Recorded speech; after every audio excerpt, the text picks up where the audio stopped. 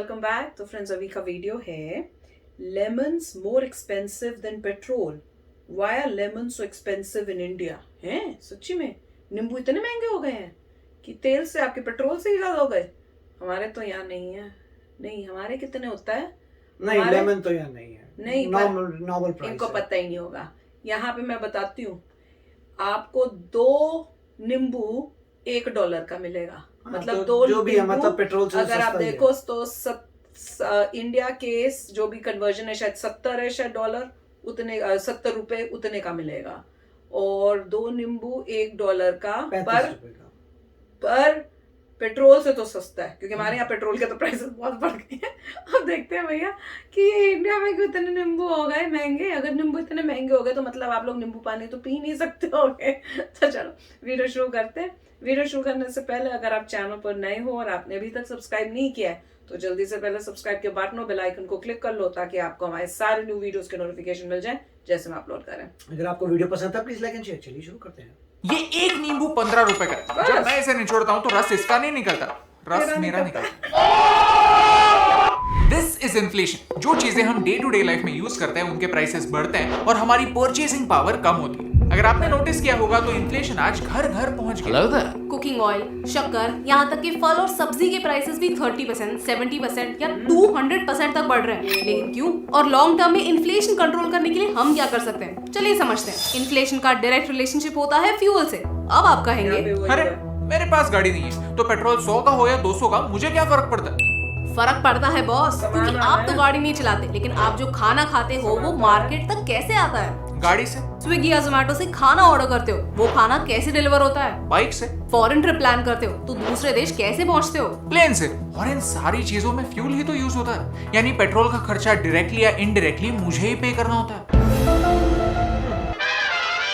Inflation के 2 main reason हो सकते हैं। एक की डिमांड ज्यादा है, लोगों के पास बहुत सारा पैसा है और वो पैसा लुटाने के लिए रेडी, लेकिन खरीदने के लिए चीजें ही कम है, तो ऑब्वियसली जो ज्यादा बोली लगाएगा उसी को चीजें मिलेंगी। अल्फांसो मैंगो का एग्जांपल लीजिए। आम आदमी को नहीं, खास आदमी को मिल रहा है, क्योंकि डोमेस्टिक मार्केट से 10 गुना ज्यादा प्राइस एक्सपोर्टर्स को मिलती है। This is called demand pull inflation. लेकिन दूसरे टाइप का इन्फ्लेशन स्कैरी होता है, जहाँ डिमांड वैसी की वैसी होती है, लेकिन चीजों की कॉस्ट बढ़ने की वजह से फाइनल प्रोडक्ट हाथ में आने तक प्राइस बढ़ जाती है। This is called cost push inflation. और आज दुनिया में कुछ यही हो रहा है। रशिया और यूक्रेन क्राइसिस की वजह से दुनिया भर में ऑयल प्राइसेस बढ़ रहे हैं। रशिया दुनिया का लार्जेस्ट पेट्रोलियम प्रोडक्ट एक्सपोर्टर है। रशिया पर सैंक्शंस लगने के बाद पूरी दुनिया में ऑयल की सप्लाई चेन डिसरप्ट हो गई है। प्लस भारत दुनिया का largest edible oil importer. Bharat Russia और यूक्रेन को मिलाकर 90% सनफ्लावर ऑयल इंपोर्ट करता है, जो कई हाउसहोल्ड्स कुकिंग में इस्तेमाल करते हैं। कुकिंग ऑयल जितना महंगा होगा उतना ही आपके प्लेट में आने वाला खाना महंगा होगा।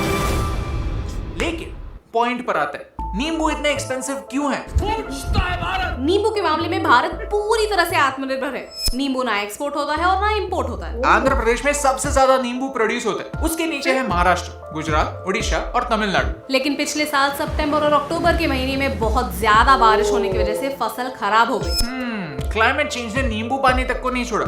भारत इक्वेटर के नजदीक है और पानी से घिरा हुआ है, इसलिए क्लाइमेट चेंज का इम्पैक्ट भारत पर सबसे पहले होने वाला है। प्लस जिन स्टेट्स में नींबू ग्रो होता है वहां के पेट्रोल प्राइसेस का नींबू के प्राइसेस के साथ कनेक्शन। कभी सोचा है कि अलग अलग स्टेट्स में पेट्रोल और डीजल के प्राइसेस अलग अलग क्यों होते हैं? क्योंकि सेंट्रल गवर्नमेंट और स्टेट गवर्नमेंट दोनों फ्यूल पर टैक्स लगाती है और अलग अलग स्टेट्स अलग अलग टैक्स चार्ज करती है। 7 स्टेट्स में आधे से ज्यादा प्राइस तो स्टेट टैक्सेस की वजह से। महाराष्ट्र, आंध्र प्रदेश और तेलंगाना में सेंटर से ज्यादा टैक्स स्टेट्स चार्ज करते हैं। टैक्सेस कम करने पर फ्यूल प्राइसेस कम हो सकते हैं, कंज्यूमर को फायदा हो सकता है, लेकिन पॉलिटिक्स को फायदा नहीं हो। इलेक्शंस नहीं है, राइट? 2 साल रिवाइंड करते हैं। 2 साल पहले क्रूड ऑयल सस्ता था, तब सरकार ने टैक्सेस बढ़ाए, क्योंकि तब लॉकडाउन चल रहा था और रेवेन्यू जनरेट करने के लिए और तरीके कम थे, प्लस खर्चे ज्यादा होने वाले थे। लेकिन 2021 में जब ऑयल के प्राइसेस बढ़े तब ये टैक्सेस कम नहीं किए गए। अब जब पूरी दुनिया में ऑयल का डिमांड ज्यादा है तब सरकार की तरफ से टैक्सेस कम करना जरूरी है। और इसमें सेंटर और स्टेट्स दोनों शामिल है। फ्यूल हमेशा भारत के इन्फ्लेशन को फ्यूल करता है, क्योंकि भारत के पास खुद का ऑयल नहीं है। 85% ऑयल हम इंपोर्ट करते हैं। ऑयल एक लिमिटेड नेचुरल रिसोर्स है जो आज नहीं तो कल खत्म जरूर होगा। ये स्कूल की किताबों में हमने पढ़ा जरूर है, लेकिन इस पर सोल्यूशन ढूंढने का जिम्मा किसी ने नहीं लिया है। चलिए बात करते हैं। फ्यूल की वजह से खाने के प्राइसेस बढ़ते हैं, क्योंकि आज तक ट्रांसपोर्ट बाय रोड होता है। भारत का रेलवे नेटवर्क दुनिया का 4th लार्जेस्ट रेलवे नेटवर्क है, जिसमें से 75% ऑलरेडी इलेक्ट्रिफाइड है। क्यों ना रेलवेज का इस्तेमाल फूड ट्रांसपोर्ट के लिए किया जाए। किसान रेल एक अच्छा प्रोजेक्ट है जो मेन स्ट्रीम होना चाहिए। लॉन्ग टर्म सॉल्यूशंस के बारे में सोचना होगा। आपको क्या लगता है, हम ट्रांसपोर्ट का प्रॉब्लम कैसे सुलझा सकते हैं और किसानों को क्लाइमेट चेंज से प्रोटेक्ट करने के लिए हम क्या कर सकते हैं? हमें कमेंट्स में बताइए। क्योंकि इस नींबू की तरह ऐसी बहुत सारी चीजें हैं जो हमारे लिए एसेंशियल। इन्फ्लेशन, ऐसे बड़े बड़े शब्द समझने के लिए आप और मैं इकोनॉमिस्ट नहीं है, लेकिन रोजमर्रा के बढ़ते दाम हम समझ सकते हैं और इन्हीं को सिंपल भाषा में समझाने से मुझे फर्क पड़ा। तो फ्रेंड्स, बड़ा अच्छा टॉपिक चूज किया है, खासकर आज के टाइम में। इससे मुझे याद आया, हम लोग बाहर खाना खाने के लिए लेने गए तो हम इतने शॉक हो गए कि जो प्राइजेस थी उसमें $1 जो है प्राइस इंक्रीज हो गई हर चीज की। हमने कहा ये कब इंक्रीज हुई? उसके बाद भी कुछ दिन पहले, कल की बात ही है, हम इंडियन रेस्टोरेंट गए थे खाना लेने के, चलो ऋषि को इंडियन खाना खिलाते हैं आज। वहां गए तो वहां पे भी हर एक चीज की उन्होंने अभी रिसेंटली प्राइसेस इंक्रीज की थी, अब गए तो फिर से उसकी प्राइस इंक्रीज कर दी। तो हम फिर बड़े हैरान, और हमें पता ना चले। हमने कहा यार बिल इतना क्यों है? हर बारी जब हम सामान वो लेते हैं तो ये बिल इतना ज्यादा कैसे हो गया? हम उनका मेन्यू खोल के देख रहे हैं, हमने कहा प्राइसेस तो सब सेम ही है। उससे फिर पूछा बड़ा वो करके, तो वो कहता ऊपर देखो, ऊपर सबकी चेंज की हुई, उसपे वो कुछ लिखा हुआ ना, जैसे पर्ची सी चिपका के सबके प्राइसेस चेंज कर दिए। मैं कहा ये कब हुआ? तो वहां से रहा था। फिर जब हम लेके बाहर निकले तो मैं यही सोच रही थी, मैंने कहा यार ये प्राइसेस क्यों चेंज? फिर दिमाग में आया कि उसकी भैया ये जो फ्यूल जो है इतना जो महंगा कर दिया है तो उससे सब चीजें महंगी हो जाएंगी। अब क्या होगा? फ्यूल चाहे कम हो जाए पर अब ये प्राइसेस नहीं कभी कम होंगे। जिन्होंने जो प्राइस डाल दी है खाने का, जहां महंगा कर दिया, वो कभी नहीं होगा। वही मैं बात कर रही थी उस दिन का, चाहे वो कम भी हो जाए कि भैया जब वॉर खत्म हो गई तो वापस डाउन हो जाएगी, पर ये लोग थोड़ी बहुत कम करेंगे। अब आम इंसान तो पिसेगा, उतने प्राइस में लेना पड़ेगा। वही अब इंडिया में भी वही हो रहा है। तो पूरा वर्ल्ड सफर कर रहा है ये यूक्रेन और रशिया की वॉर से। इसीलिए कहते हैं कि भाई वॉर जो है किसी बात का सोल्यूशन नहीं है। खाली दुनिया के बाकी कंट्रीज ही नहीं सफर कर रही, सबसे ज्यादा सफर तो वो 2 कंट्रीज कर रही है जो लड़ रही हैं। चाहे उनमें से कोई एक जीत भी जाए पर उसका भी बहुत नुकसान हो रहा है। राइट, इन्फ्लेशन की प्रॉब्लम तो है ही। और दूसरी बात यह है कि रशिया ने शायद ये फोरकास्ट किया होगा कि क्योंकि सभी लोग डिपेंड करते हैं उसके ऑयल पे, कोई सैंक्शन नहीं होंगे।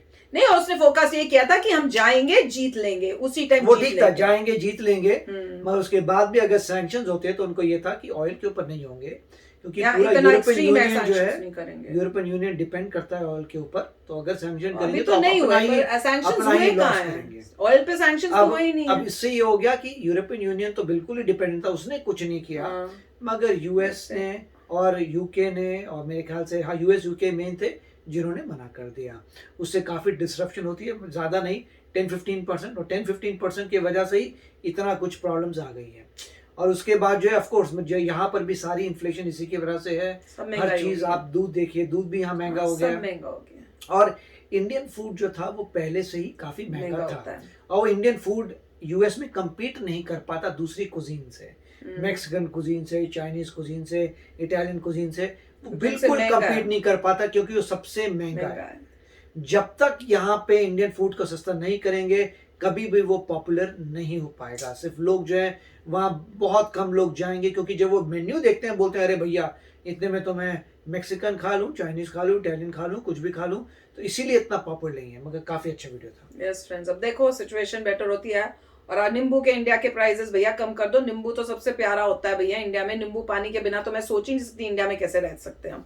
तो उन्होंने भी नींबू पानी का ही नाम लिया था। वही कह रहे ना, हर इंडियन नींबू पानी। मगर नींबू ज्यादा नहीं होगा क्योंकि हम खुद ही प्रोड्यूस करते हैं। हाँ वही कह रहे ना, पर वो वेदर ट्रांसपोर्टेशन नहीं, उन्होंने कहा था बारिशों की वजह से, बारिश का जो भी है, मगर ट्रांसपोर्टेशन तो फिर भी इन्वॉल्व होगा। हाँ, पर इलेक्ट्रिक करें, जैसे इलेक्ट्रिक बसेस कर दे, ट्रेन तो है ही इलेक्ट्रिक, वैसे इलेक्ट्रिक बसेस इलेक्ट्रिक ट्रक कर दे, उस टाइप से करें तो मतलब ट्रेन में करने में काफी मतलब प्रॉब्लम होती है। अगर उन्होंने सोल्यूशन दिया था कि अब ट्रेन से भेज दीजिए। अब ट्रेन में क्या होता है, क्यों ट्रक से माल क्यों जाता है? क्योंकि जो बंदा जिसको भेजना होता है उसके पास मटेरियल उतना ही होता है कि 2 ट्रक का मटेरियल है, तो 2 ट्रक में भेजता है और पूरा वहां तक पहुंच जाता है। ट्रेन तो पूरी नहीं जाएगी 2 ट्रक के लिए, ट्रेन को वेट करना पड़ेगा। 2 ट्रक मेरे आएंगे, 5 ट्रक किसी और आएंगे, 6 तक किसी और के ट्रक आएंगे। जहां से भी ट्रेन जा रही है लोगों को अपने भर भी ट्रक से ही लेके जाना पड़ेगा। ट्रेन से वापस अपनी जहाँ पे जगह इंडस्ट्री है या जो जगह है मार्केट तक तो लाना एग्जैक्टली वो तो नहीं, मगर जैसे मान लीजिए कोई बंदा 2 ट्रक से केरला से भेज रहा है, दिल्ली तक भेज रहा है, उसके 2 ट्रक का सामान है, उसने कल भेजना है, ट्रकों में भेज देगा। ट्रेन की अब वो ट्रेन करेगा तो उसे पहले ट्रेन में जाना पड़ेगा, फिर ट्रेन बोलेंगे देखो भैया तुमने एक कार्गो ले लिया, मेरे तो 50 कार्गो, उसका क्या होगा? उसके लिए वेट कर रहे हैं, कोई और आज गए, फिल करे, हो लिया, उसको 3 दिन में उसका ट्रक पहुंच जाता, वो 3 दिन में यही सामान बैठा है। तो इसकी वजह से अभी तक ट्रेन नहीं होती, तभी होती है अगर आपके पास, तभी शिप से जाती है, शिप में होती है, शिप यार्ड में इतना सारा माल होता है, फिर वो ट्रेन से जाता है, मगर ऐसे ऑन डिमांड नहीं कर सकते, मगर उसको कोशिश जरूर कर सकते हैं। बिल्कुल, चलो देखते हैं, होपफुली सिचुएशन थोड़ी बेटर हो, एक जल्दी हो, मैं तो ये कहूंगी। चलो फ्रेंड्स, चलते हैं, मिलेंगे नेक्स्ट वीडियो में बहुत ही जल्द। Till then take care and bye bye. तो अगर आप मेरे इस चैनल पे नए हो तो जल्दी से सब्सक्राइब के बटन को हिट करो और बेल आइकन को क्लिक करो, ताकि आपको मेरा जब नया वीडियो मैं लगाऊं आपको उसके बारे में जल्दी से पता चल जाए।